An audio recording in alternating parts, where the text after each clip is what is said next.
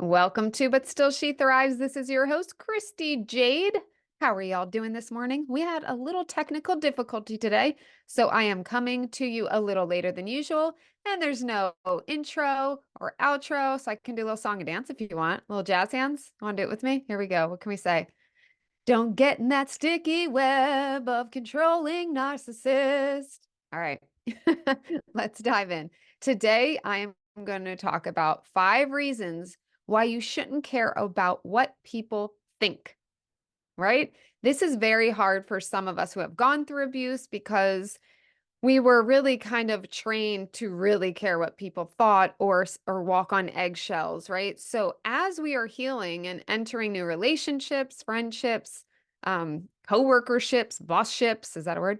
Any type of relationship really in life, we will find that we may have some of this tiptoeing or worrying what people think of us because of how either we were brought up or if we're in a romantic relationship where we really had to be under somebody else's thumb and pay attention to their needs, their feelings, what they were doing to avoid conflict, to avoid not feeling worthy, not feeling valued, not feeling okay, not feeling safe, right?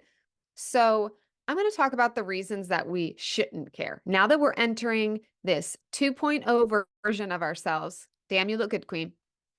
Let's dive in. Okay. So here are the 5 reasons. Number 1, this is the reminder you are the queen of your life, right? So this is your show, you're the star. And if you're a mother, this is really important to be able to role model that you have control of your life. And yes, if you're a God person, I'm all about that collaboration with Jesus.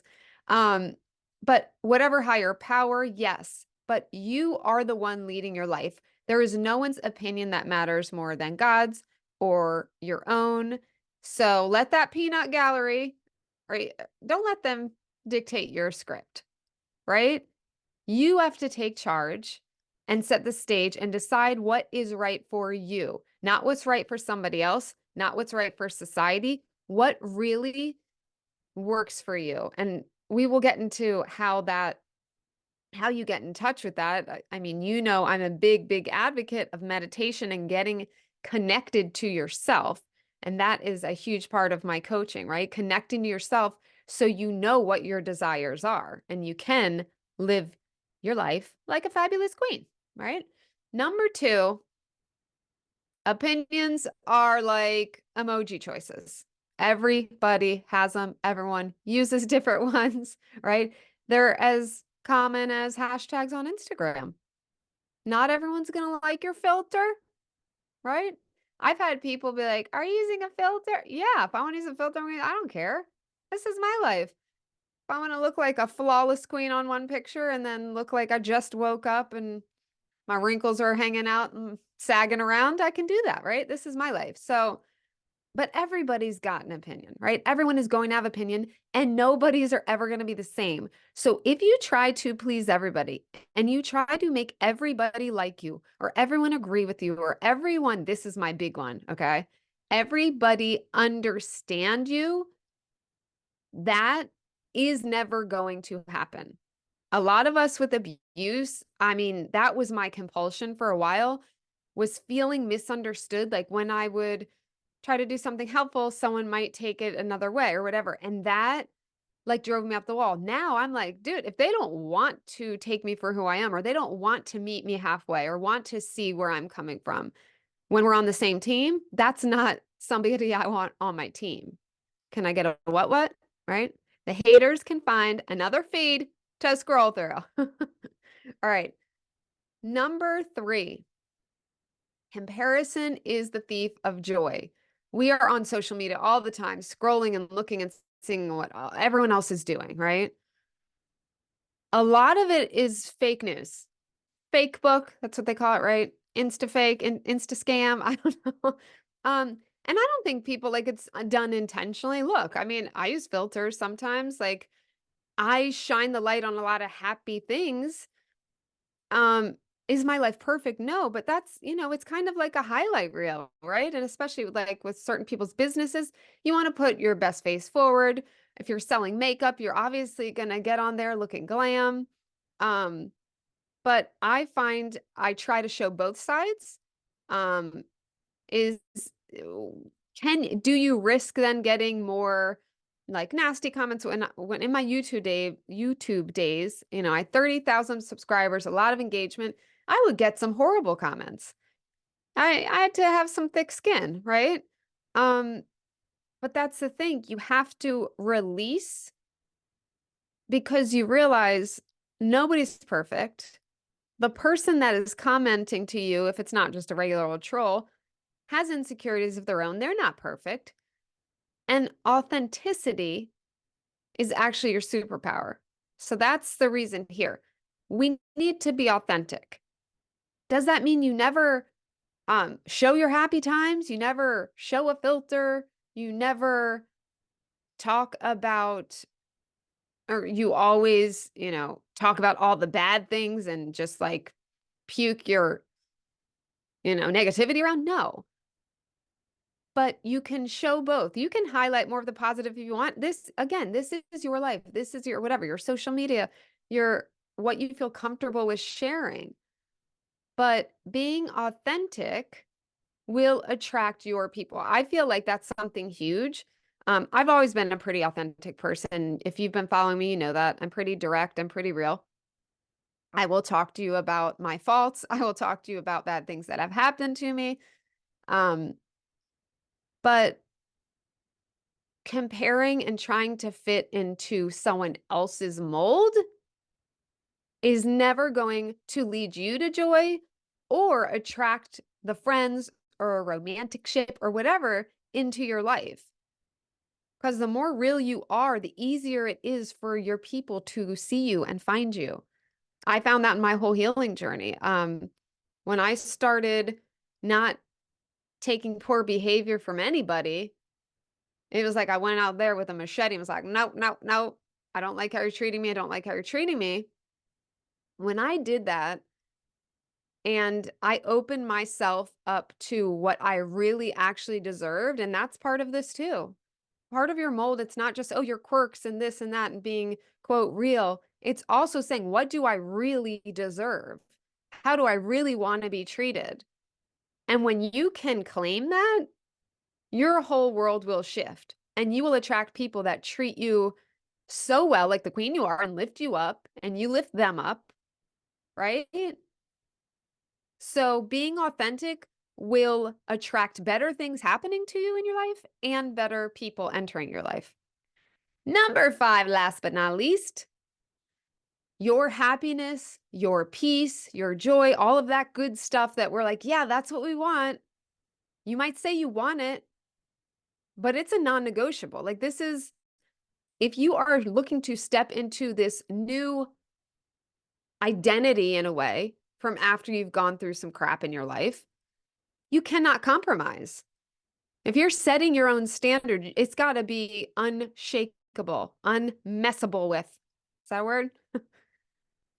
So basically, your joy is your currency, and you should spend it on the things that make your heart wiggle, wiggle. I love that. Heart wiggles. Isn't that the best saying? I've said that since I'm young. I'm like, oh, it makes my heart wiggle. But really, what makes your heart wiggle? Do more of that. This is your happiness at stake. We went through enough shit where we didn't have control. Some of us, many of us, if it was in our family, we didn't have control over our own happiness because we were stuck in situations. Or maybe it was a romantic situation. You felt stuck. That's okay too. They are master manipulators, right? So I get it. But you are out now, and it is time for you to say, I'm getting my power back, and I'm going to be happy, and I'm going to be at peace, and I'm not letting any of the bullshit back into my life. Right? And as you rise again, you cannot care what other people think. You are going to get different energies towards you.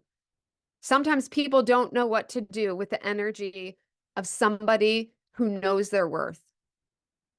It's not saying we're not arrogant. I don't think I'm better than anybody, but I think I'm as worthy as everyone else. And now I know what I will not tolerate in my life and what I deserve and what happiness and peace actually look like. There's no exceptions like, oh, well, this person is a shithole to me, but that's just them. They're just being them. No, there's no excuses to be shat on. No more. Your happiness, again, is a non-negotiable. Say it. Say it back. My happiness is a non-negotiable. It's our first affirmation. My happiness is a non-negotiable. Number 2, affirmation. Their opinion is none of my business. Number 3, what else? 'Cause I'm a queen. All right, so toss that hair back, put on your crown, sashay away from the drama. The runway of life is yours to own. This is your life, right? And I don't know about you, but I'm not getting younger. And I'm going to, like, I was thinking about it yesterday and I was like, man, this one person literally, I feel like stole years of my life, right? And that part is the part I've healed a lot. I've forgiven in a way because you don't carry anger, right? How, like, for me, forgiveness is for ourselves. It's not for the other person necessarily, unless they're sorry. This person's never sorry, but I forgive. Um, but there's still, I'll be honest, I'm on my journey too. I'm not perfect, okay? There's there's a little resentment there in the fact I'm like, damn, they stole a big chunk of my life and it affected my confidence and worth, which now I've gained so much more back. But you know what, that lit a fire in me yesterday thinking about that. Like, they stole this from me and it was like, you know what though?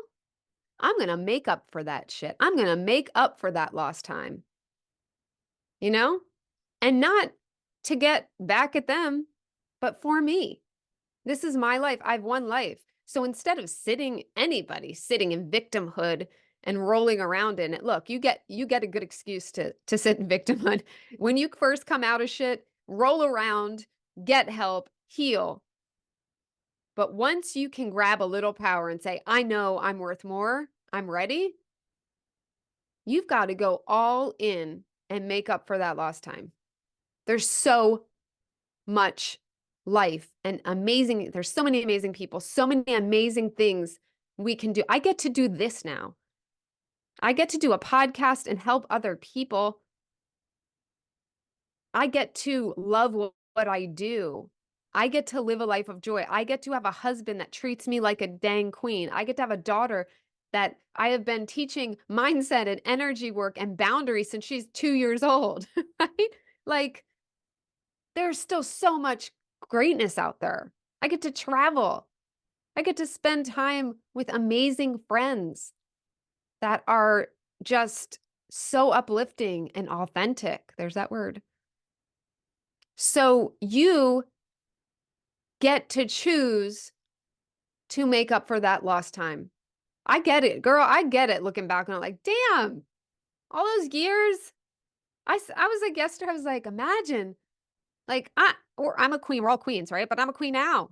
Imagine what would have happened if I wouldn't have lost those years.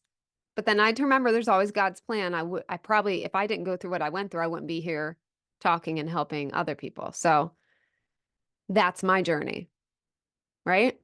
All right. I always go off on tangents because that's me, but that's part of my queenage, okay? We all have our special things. When you think of a fault, unless it's hurting someone else, try to twist it into something positive. We tend to look at our faults a lot or just even personality traits as a negative. So try to twist those things around too, right? Something comes in, twist it and say, what's the truth about this? Come on, truth. Where are you at, right? Twist those thoughts around, start twisting them. That's all part of coaching too. But if you are interested in coaching with me, I will put all my links up We work on mindset, energy work. We are going to connect you more deeply to yourself. This is the work you got to do. If you don't want to show up and do it, that's fine. You can stay where you are. There's no judgment. But if you're like I was years ago, I was like, "God, I am ready. I am ready to get clear on who the hell I am." Right? Because we didn't have a mind of our own in many ways. I was like, who am I without all the bullshit and the fears and not believing in myself? Who am I now that I've decided I'm going to start believing in myself? So if you are ready, sign up for a call, monthly calls. There's a boundaries course if you're interested in that. Go check out my offers. And I would love to work with you. I love to help you. All right. Have a beautiful day. Give yourself a big queen hug. Ooh. And I will see you in the next video. I'm on YouTube. If you don't know, I have my podcast on video. I'll link my YouTube channel. Or if you are where a lot of people listen to me, any podcast platform, say hello, send me an email. Just introduce yourself. Like, I would love to get to know you guys more. Some of you do that. That's great. I want more of that. I love the connection. Okay. I'll see you in the next one. Bye.